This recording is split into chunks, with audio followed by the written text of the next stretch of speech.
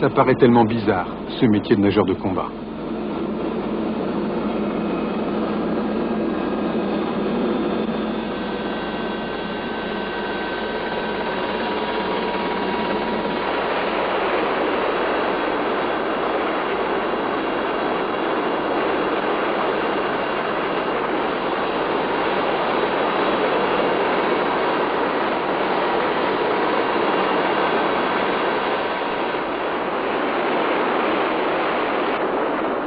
Ce que vivent ces nageurs de combat, ils le vivent toujours à deux et seulement à deux. Le binôme est la particularité du commando Hubert. Lorsqu'ils sautent pour partir en mission, ils sont ensemble et ne se lâchent qu'au dernier moment. Ça leur évite de se retrouver éloignés l'un de l'autre à l'amérissage. Dans leur sac, ils ont tout l'équipement nécessaire pour mener à bien l'opération engagée.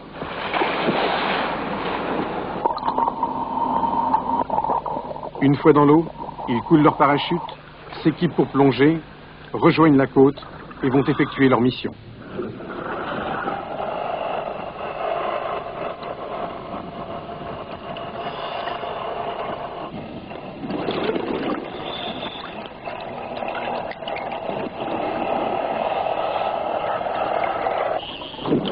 Pendant ce temps, quelque part à l'entrée de la baie, un petit sous-marin vient se positionner à un endroit très précis.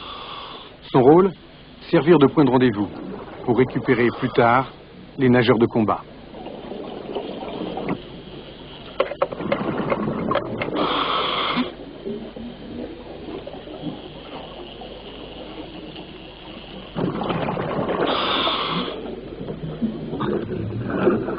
Une fois leur mission à terre effectuée, les hommes du commando Hubert, encore revêtus de leur tenue de camouflage, regagnent le petit sous-marin.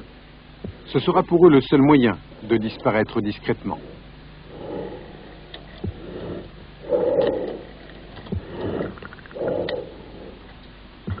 Sur le fond, ils retrouvent le fil d'Ariane. La mission est terminée, ou presque. À bord de cet engin, ils pourront rejoindre en pleine mer un autre bâtiment, plus gros celui-là.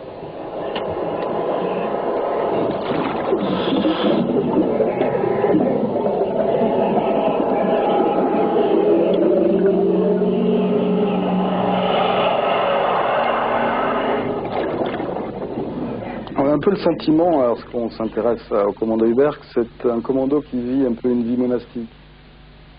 Ça dépend du sens que je te dis à monastique. Non, pas du tout. Ce sont des gens tout à fait comme les autres, hein, qui ont une vie de famille, qui ont une vie civile, privée, mais qui, bien entendu, lorsqu'ils sont dans leur unité, évitent d'y gérer, de faire il n'y a rien qui sort, effectivement, quoi, hein, du moins qui devrait sortir. Hein, on ne laisse sortir que les choses que l'on veut bien sortir, et fait que des choses sérieuses auxquelles on n'aime pas, dont on n'aime pas faire état une fois sorti, quoi. Mais on a quand même une ouverture, je dirais, à une heure donnée, on sort, et là on rencontre des gens, on a une vie sociale, affective, sociale, comme tous les citoyens.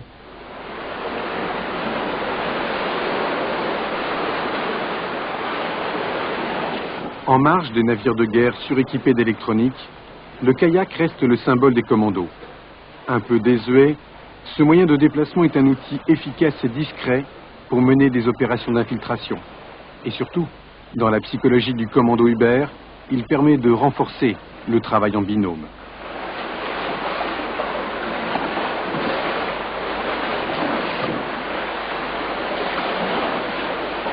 À l'époque de la guerre des étoiles, tout cela peut paraître surprenant.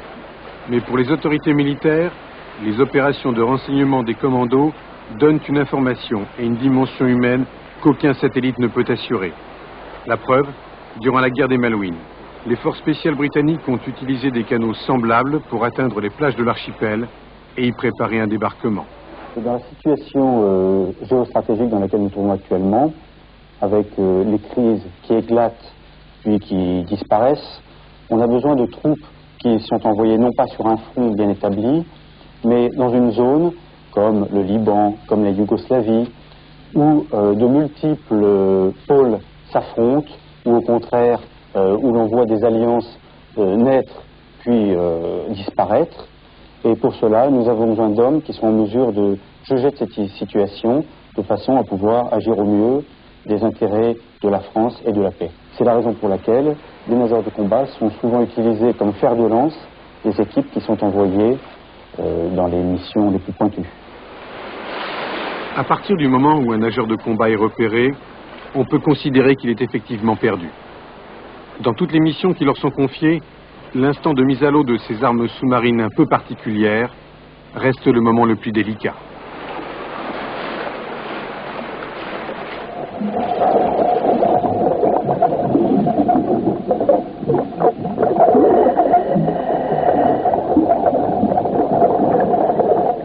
Le binôme est sanglé. Les nageurs partent poser leur charge explosive. Plus rien ne pourra les séparer.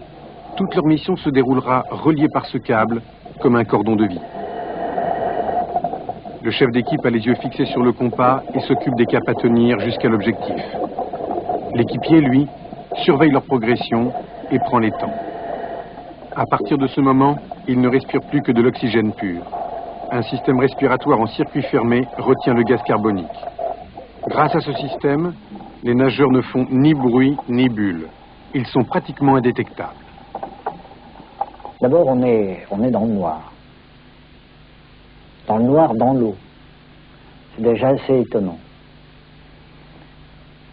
Ensuite, on sent un peu tout puissant, puisqu'on n'est pas vu. On peut surprendre. Alors, tant qu'on est vainqueur comme ça, c'est une sorte d'euphorie extraordinaire.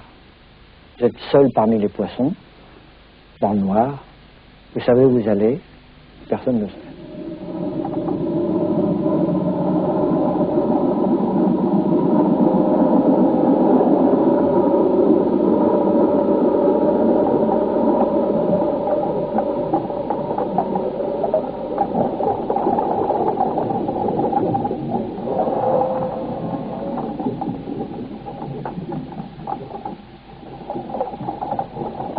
Le premier obstacle rencontré, c'est le classique filet anti-sous-marin, un système de protection mouillé à l'entrée des bases navales.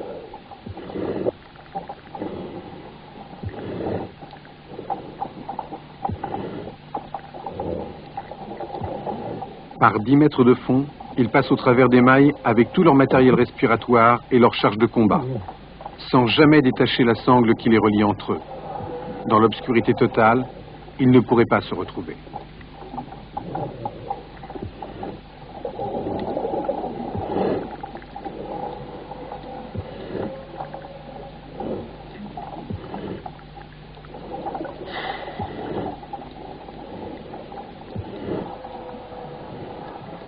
Au commando Hubert, les nageurs sont tous officiers ou sous-officiers.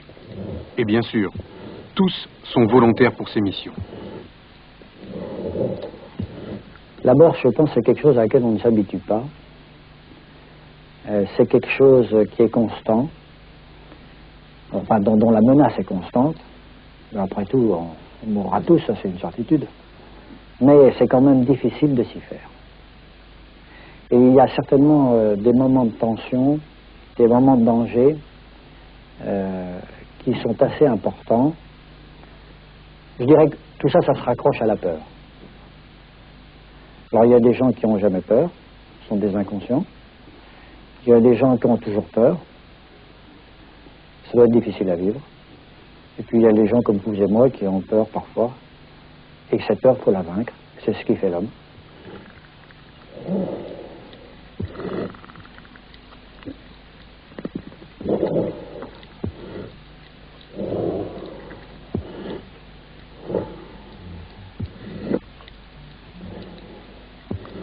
Toujours à la boussole, dans le noir complet de la mer, ils iront chercher leur objectif. Il faudra le reconnaître, être sûr de sa position, placer les charges explosives, régler le détonateur, avant de regagner le sous-marin par les mêmes moyens.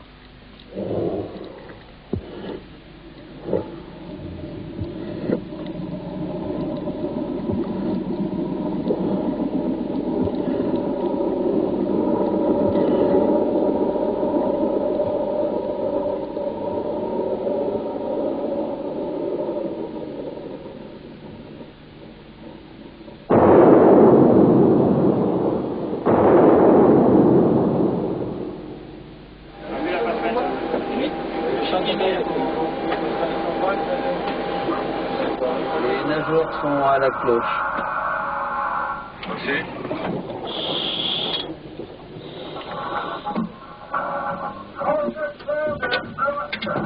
Les nageurs regagnent le sas.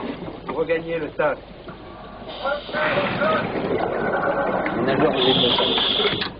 La mission de ces hommes singuliers est toujours décidée au plus haut niveau de l'état-major. Mais une fois que le processus est engagé, ils sont comme bien des marins. Ils ne peuvent compter que sur eux-mêmes et l'indispensable présence de l'équipier. Premier nageur dans le sas. Pour mener cette vie peu commune dans l'obscurité des fonds marins, il y a toujours plus de candidats que de postes à pourvoir. La vie des nageurs de combat a un aspect mystérieux qui en fascine beaucoup. Deuxième nageur dans le sas. Voici. On va attendre Supérieur. Reçu, je mets le panneau supérieur. On prend du poste de combat.